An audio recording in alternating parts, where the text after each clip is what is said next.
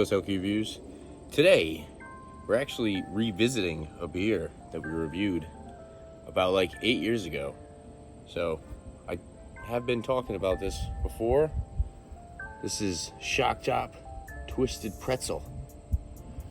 So I found this today.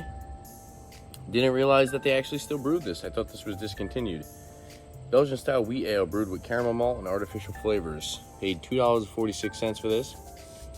I wanted to buy the 6-pack, but I wasn't going to pay single price for 4 bottles. I'll just wait until hopefully they get another 6-pack back. But yeah, I think this was a 6-pack of this. Would have been around like $10. So, ABV, 5% alcohol by volume. So yeah, a wheat ale. It's supposed to taste like caramel pretzels. Now, this was one of the first beers I reviewed that I really liked. Haven't been able to find it. I found it again, so I thought, hey, why don't we just make another video? Talk about it, see if it's still as good as when we first started getting into craft beer 8 years ago. That's pretty much when we started the channel. Let's pour it up in our Trillium glass. So this is, I believe, an AB InBev product, Anheuser-Busch, owned by them at least.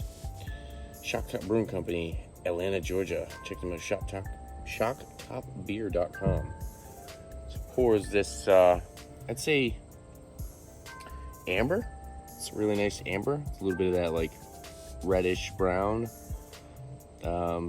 Pretty hazy, but it does have some clarity to it. At the bottom there, you can see it's got some good amount of effervescence, off-white, one finger foamy head on top, holding some good retention. Let's go for the nose.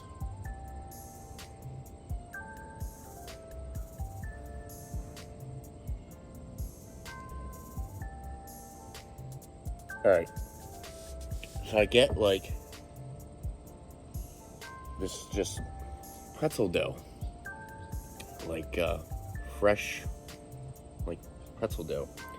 I don't know what you guys have for hot pretzels, like Auntie Anne's, stuff like that. It just smells like the fresh pretzel dough, you know. You can go and make the hot, fresh pretzels. And then the caramel flavor, for some reason, typically in beers, I don't really necessarily like the caramel flavor, the caramel malt aromas or flavors, but with this, I don't know why. Maybe it's the amount of sweetness, or it's the combination of the biscuity breadiness, but the caramel nose is really nice. Adds a little bit of sweetness to it. Crow. And then maybe like a little bit of like some slight citrus undertones. But yeah, I really like the aroma on this. It just smells like fresh pretzels. Let's dive in and try it out. Cheers.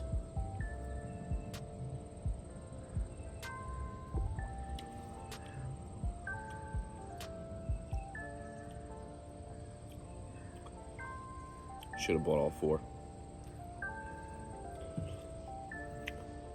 It's got a really nice caramel malt sweetness that's not cloying. It's not overly cloying. The palate is more like Schneider's, like pretzel snacks, like the ones you buy in a bag. It's kind of more that pretzel flavor. I think that's actually pretty spot on. Yeah, like maybe almost kind of even like those sourdough pretzels a little bit. Those are really good. But yeah, it's just got this really nice biscuity breadiness. It definitely gives off that like pretzel flavor. Oh, man. The nose is really, really good.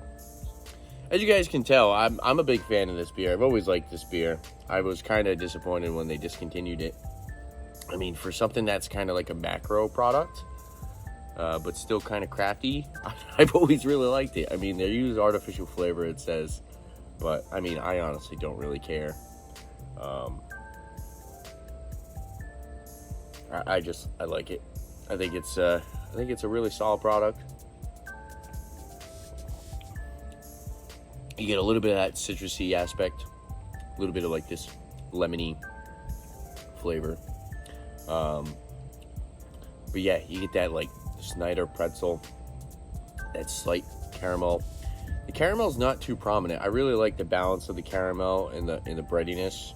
I think that the biscuity breadiness is a little bit more overpowering, and that's why it gives it that kind of like pretzel flavor. And then the caramel just really intensifies that sweetness. Slightly dry, but very crisp and clean. Mouthfeel is definitely lighter side of medium. So it's not a super light beer, but it's definitely not filling at all. Super drinkable. I could easily put back like 4 of these, or maybe even a 6-pack. Would I pay $2.46 for a single bottle again? Definitely. Do I want to find a 6-pack and just pay $10 for one? 100%. Would I recommend it? For sure. I like it. If you like these kinds of beers, where, you know, this is actually, for something of this flavor, you would expect it to be maybe like a darker style beer, like a, I don't know, like porter or stout or something like that. But no, yeah, they did a really good job with this wheat beer, which is interesting. Maybe something I'll have to experiment with in the future, as far as like trying to create my own stuff. Maybe I can do my own wheat beer with some type of pretzel flavoring added. I don't know. Pretzels just work really well with beer. It's a great snack for beer, and why not just have pretzels in your beer already? I mean, it's genius. As far as the number, it's probably the highest I'll ever rate a Shocktown beer. I'll go 90, 93. I really like it. It's a good beer. Brought me back to when I first started getting into craft beers.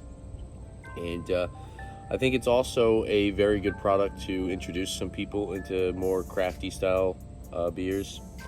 And yeah, I think there's really nothing offensive about it. It's not overly sweet. There's no off flavors. There's no artificial kind of weird sweetness or anything like that. And yeah, there you have it. I'm gonna recommend it, like I said, all day.